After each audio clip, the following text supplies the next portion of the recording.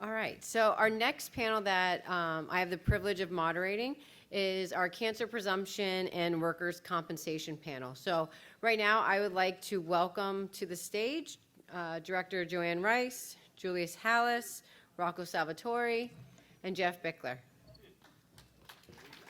And, oh, I'm sorry, and Gavin Jacklyn, sorry.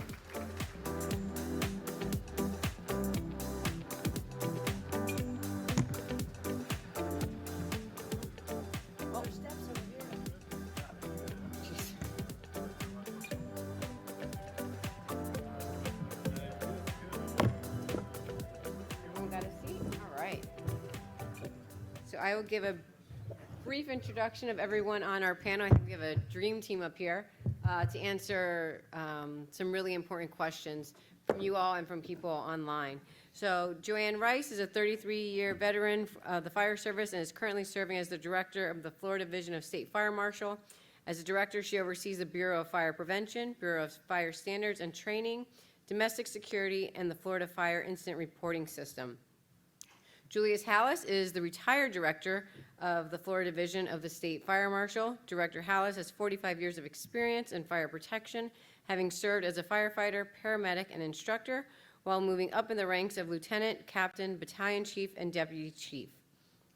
Rocco Salvatori is a Bradenton firefighter and a member of the Florida Professional Firefighters, where he serves as the vice president and lobbyist. He was part of the team that successfully lobbied for Florida's firefighter cancer coverage and first responder PTSD coverage.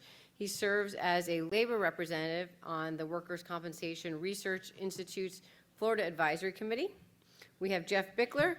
Esquire Geoff Bichler is the founding member and managing partner of Bichler and Longo PLLC and represents first responders around the state of Florida with work-related disability issues. He has handled workers' compensation and pension matters for firefighters, police officers, and emergency medical technicians and correctional officers for more than 30 years. And lastly, we have Gavin Jacklyn. Captain Jacklyn currently serves as captain of the Brantford Fire Department in Ontario, Canada.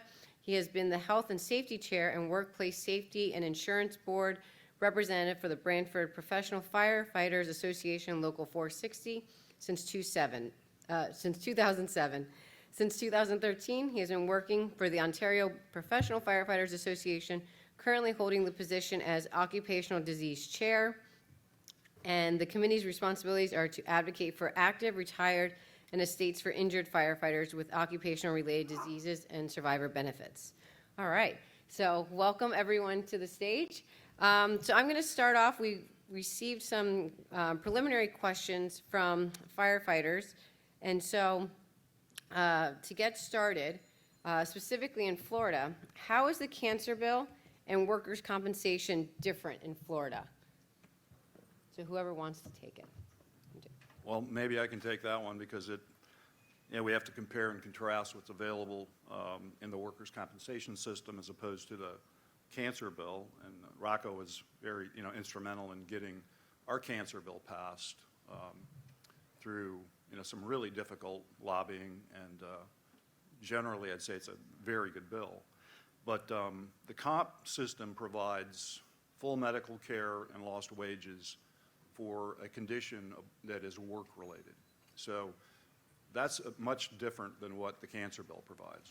The cancer bill provides a one-time payment of $25,000 in Florida, and then out-of-pocket medical expenses. So it's from the point of diagnosis that this benefit is available. The Workers' Compensation Act would not really kick in until a point of disability. So there's a little bit of a disconnect there between the two laws. And I should note, because this is an international symposium, that lots of states are attacking this problem in similar ways. So I think Alabama passed an alternative bill, which is similar to Florida's bill. But if we just walk through what the differences are, you can get under the cancer bill, there's a very significant line of duty pension entitlement that kicks in. There are death benefits that kick in at a reduced rate. So under the cancer law, Florida's cancer law, you get a $75,000 death payment. Under workers' comp, it would be 150,000. So I'm sure you can all agree with me that that's really woefully inadequate, but it's what the law provides. And there is some question also about overlapping entitlement between the Workers' Comp Act and the cancer bill, where death is implicated. So, you know, that's a general difference, I think, in terms of entitlement. If you were entitled to workers' comp benefits for cancer, you could get lost wages to age 75 as compared to the $25,000 one-time payment. The death benefit, again, as I said, is $150,000 plus potentially the $75,000. So that's a general overview of, I think, the differences between the law, at least as I see it. Thank you. If anybody has anything else. So why?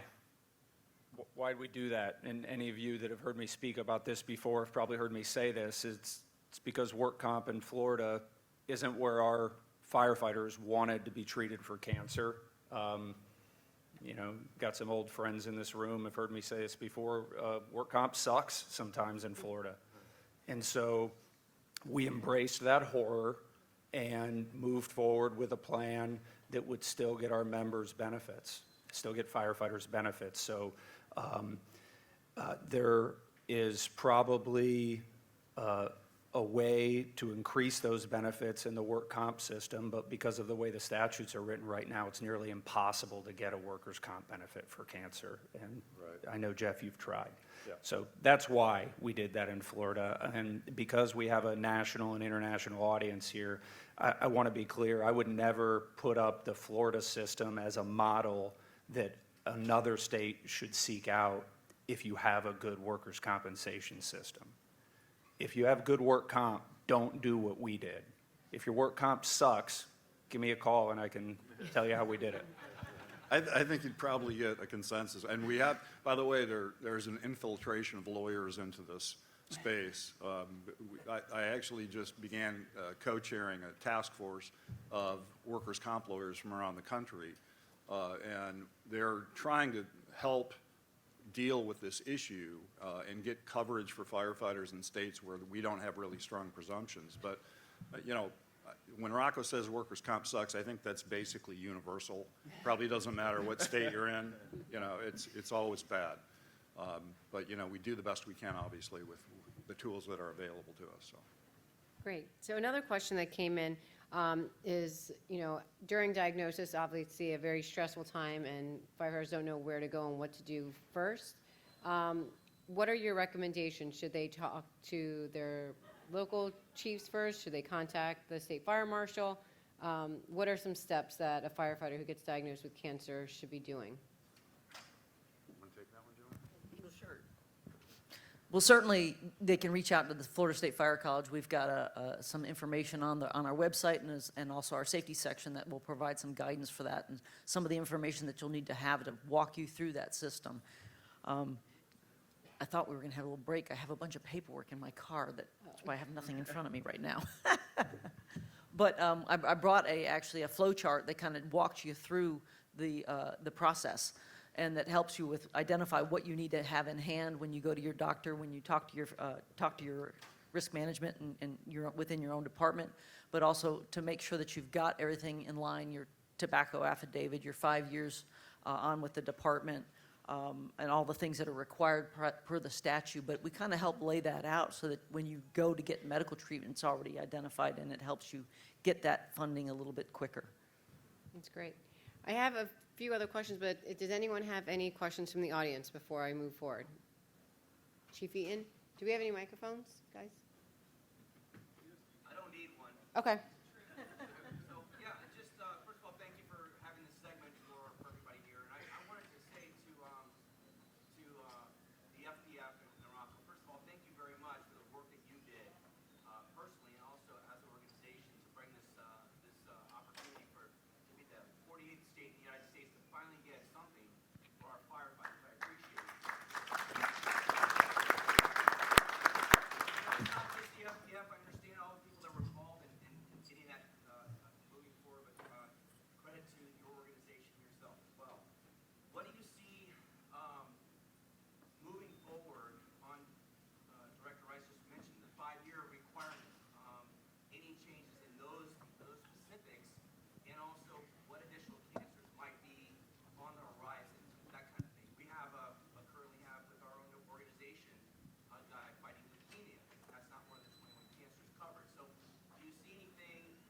timeline you see, and what would be the next step to fortifying what we currently have as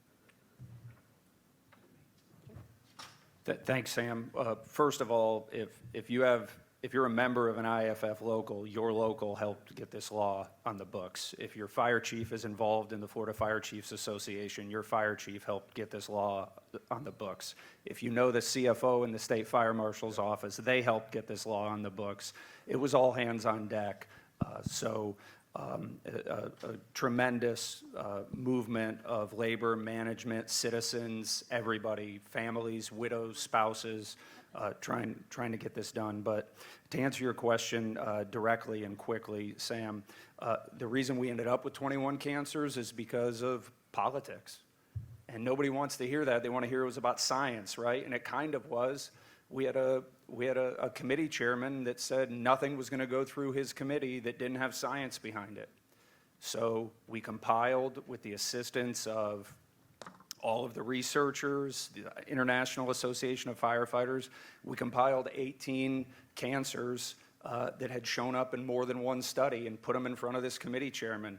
And then we talked about how female-specific cancers were massively under-researched, and there was observational data that showed that those 3 female-specific cancers were probably related to the job too. That's how we ended up with 21. How are we going to end up with more than 21? We'll probably have to do the same thing again. Have some science that something belongs in there, something's missing, and then put it in front of a politician. And then on the other specifics, the five year requirement, those types of things, will they be looked at? Is that something that might be considered to change that? We've had a number of firefighters that left one department, moved into another, and of course, they're in that window, and it's so tough in that situation. So anything on that? What he asked was the 5-year requirement to get benefits in Florida. You have to have been with your current employer for 5 years, which is largely a product of the employer saying, we don't want to cover somebody who got cancer at a different fire department because they didn't get it here. It's not so much about science, that one. But if we ever open that law up, I know our organization will attempt to open up every provision in it and do the best we can for our members. I might just add there, too. So the leukemia not being covered, we've had a lot of calls to our office. We get, every day, we have at least one call from a firefighter with cancer. So we get a lot of calls where, it's not a covered cancer condition. And because of the way the law is written, it's an alternative. It actually says an alternative to workers' comp. So what that means is you do have a viable or potential claim under the workers' comp system. And that's not widely understood, I think, either. You can go either way with this. You're electing, essentially, the lesser benefit, lesser than what you would get under workers' comp, assuming you prevail, right? And the burden of proof under the cancer bill is, it's basically non-existent. It's a bulletproof presumption that the condition is work-related. So it's, if you have one of the covered cancers, you make the claim, they're likely to pay it, although we have had some interesting difficulties, believe it or not. So anyway, that's really important to know, I think, in the audience, is that, if it's not a covered cancer, you can still process it as a workers' comp claim. And that may create enough leverage to get the employer just to agree to pay the claim. So one of the things I will add is that there's always some fear when you open up a bill, right, that it's going to get changed, not the way you had planned it to get changed, but in another direction. But we were able to do that last year where we added fire investigators into the bill, and there weren't any challenges, there weren't any things that came from the legislature that were in denial of that or wanting to put other stipulations in there. So I think there's some possibilities there for the future. The other thing is, I think, to add cancers to the bill, certainly you can go through workers' comp, but if you want to add those cancers, I think we're really going to rely on our partners and what you're doing out there in the field and the research to be able to add new things to it. Because that's what it's going to take, I think, at this point. We got really, I don't want to say lucky, but I think we got lucky the first time around. We were able to get 21 cancers in there, and that's a lot more than many other states, and a lot more that we can't prove via research, right? At least directly to the firefighters. But if to add things, I think it's going to take that extra step. I think there's going to be a little bit more scrutiny on the next go-round. Yeah, interestingly, I just found out, I was speaking to some Ohio attorneys, they just cover cancer, blanket cancer. So if you have cancer as a firefighter, you're covered under their presumption. It's sort of a weak presumption, but it has more inclusive coverage. Yeah, from an Ontario perspective, in Canada, it works very similar. We have the presumptions, but I think first and foremost, the question was, how do we, file a claim? You go through the local or through your department, through just contacting the state, or in our instance, it's the provincial workers' comp board, file that claim. Without filing claims, we are not going to get the numbers to assist in growing the presumptions regardless of where they are. If we don't have numbers, we don't know, what the state of this disease is actually doing to our members. So I think first and foremost, speaking back to your departments, that's got to be a first and foremost. So like regardless if the claim, if you don't have a presumption, it gets denied. If you do nothing, nothing's going to happen. But at least there is some laws, or you have the opportunity to put your claim forward and hope for a positive adjudication. Great. And something that came from online, what do states provide for cancer workers' compensation for volunteer firefighters? Well, that depends on the jurisdiction. Some states provide coverage for volunteers and some specifically exclude them. So it really depends, and that's one of the problems when we're dealing with this issue. I mean, the lawyers, we were having a meeting yesterday. It would be so much more beneficial for us if we had one standard, that applied across all jurisdictions. But because of the way workers' compensation systems are set up, they're state by state individually. And it's been that way for as long as workers' compensation has been in existence. So, you'd have to look at that question in each jurisdiction. Sorry, I can't be more helpful. Heather Mazurkowitz, Firefighter Cancer Support Network in North Collier Fire. Aren't there private sector products out there that the departments can purchase that go above and beyond the law that might answer some of the questions that maybe people have with regard to the cancers and the coverage, the 5 years? I believe there is, but I think that might help some people if they knew that was available. Dr. Solly, I'll take that one. There is, in fact, different products out there. I know Alan Durham is here from United Badges Insurance Services, and for years now, especially when the law first passed, unfortunately, many of us were going, I'm a 2-time and maybe 3-time according to Alberto, because I had a little skin cancer, but I had leukemia and head and neck cancer and all kinds of them. So, but a lot of us were, finding out about it as the law was going through. And so I know the FPF has worked very close with the State Fire Marshal's office, where we had literally hundreds of folks that were saying, well, I went to the doctor, but the bill hadn't passed yet, and all that. So there was a lot of different challenges there. Now there are products, like you said, Heather, that you can actually buy a policy. I know some agencies do self-insurance, but others have the opportunity to look at the suite of products that are out there. And you're right, if you have any interest in that, definitely get with those firms that have that, like United Badges, because they do offer not only the minimum benefit, but the option to buy, like if you have a second diagnosis and that sort of a situation. So those products are available. Some departments, I know Palm Beach County is really huge. They decided to self-insure, but some of the smaller agencies can't afford to self-insure, because just the $25,000 lump sum benefit alone could be more with one diagnosis than to insure all your firefighters. So that was a good point to bring up. Thank you, Heather. Dr. Solly, I have a question over here. There you go. So I kind of want to go back to the claim process itself. When you elect to go and do the cancer benefit, you're obviously opting out of the workers' compensation, and I certainly agree with that, especially since cancer is so specialized and you need the best treatment wherever you go to get it. However, if you were to succumb to the disease, you've now elected to be out of the workers' comp process, and you may have some issues and challenges receiving the death benefit. Correct. And so I think that that's something that needs to be kind of tweaked a little bit to kind of work through that process. Can you speak a little bit further on that, Geoff? Well, we have a case right now, matter of fact, it's on appeal. It was just selected specially for oral argument at a large workers' compensation forum. It'll be argued in April.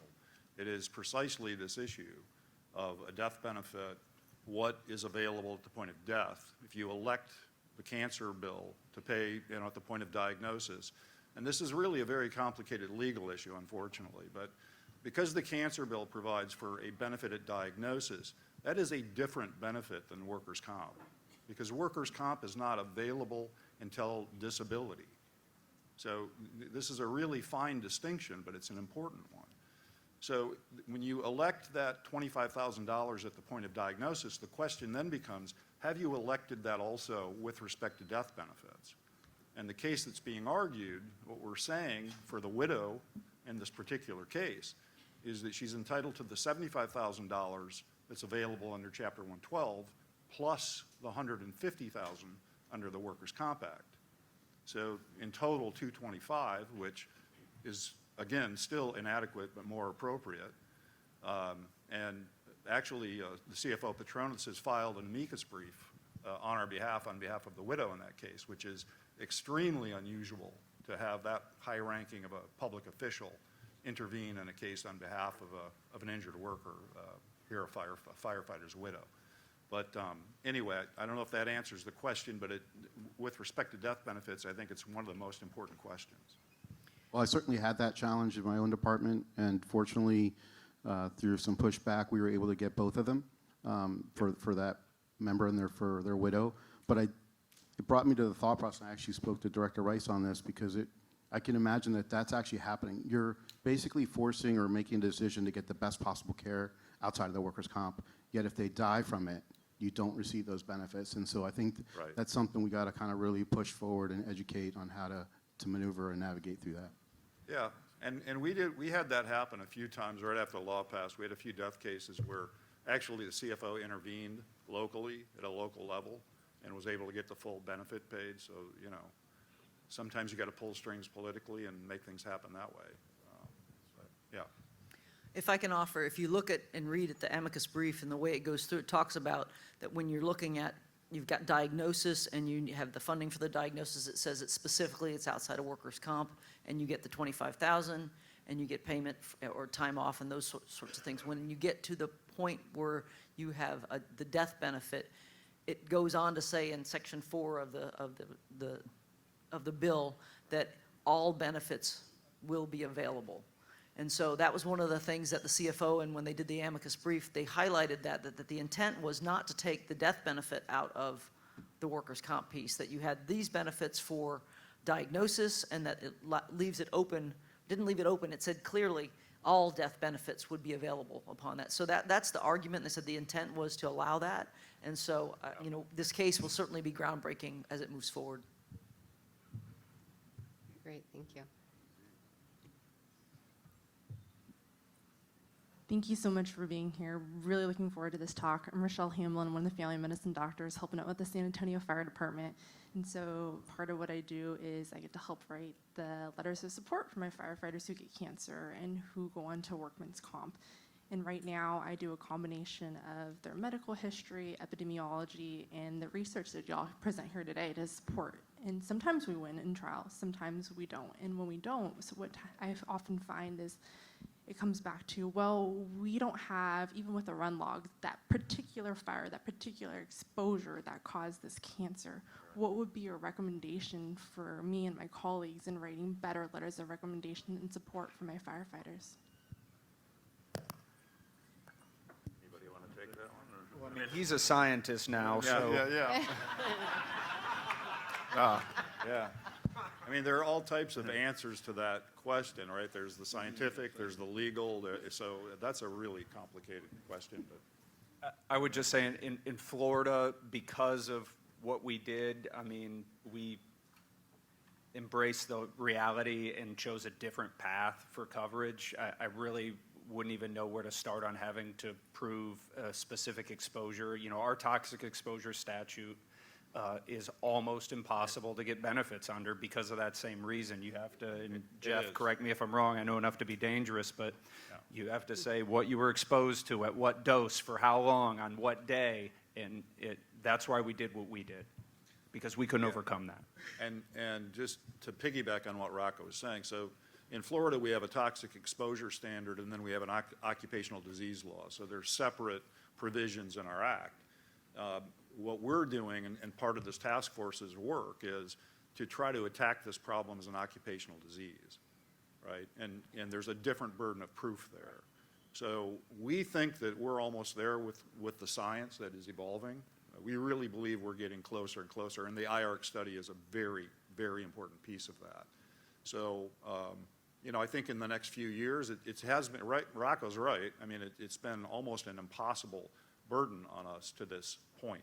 But we feel as though with time, we're going to get there, and we're going to keep pushing until we do. So there will still be a requirement to show, hey, you were exposed to this agent or that, but, we're listening to scientists today who are talking about, wearing the wristband. Okay, what are you exposed to? Or the diesel exhaust.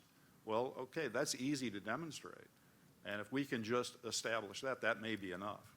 And to be clear, once we get there, our law doesn't have to be changed because our firefighters just choose the different alternative. Okay, they choose what they want. That's why it was written that way. And maybe we'll get the law amended so they get to choose their own doctor. And then, then we don't have to worry about workers' comp and then picking the doctor, so. And if I could just add, the Firefighter Health and Safety Collaborative, the Firefighters Attacking the Cancer Epidemic, as well as the Firefighter Cancer Support Network, are encouraging many agencies are now doing significant exposure reports on every fire that carcinogens are involved with. So that way they've got them all documented instead of being able to say, well, it was that incident 20 years ago. So now that's going to take some time to get that portfolio built up, but at least it's a good beginning. And I think Otto would reinforce that many fire chiefs are supporting that, so that if their personnel are exposed in the hot zone, that they're documenting that. So that could be a helpful initiative too. Thank you.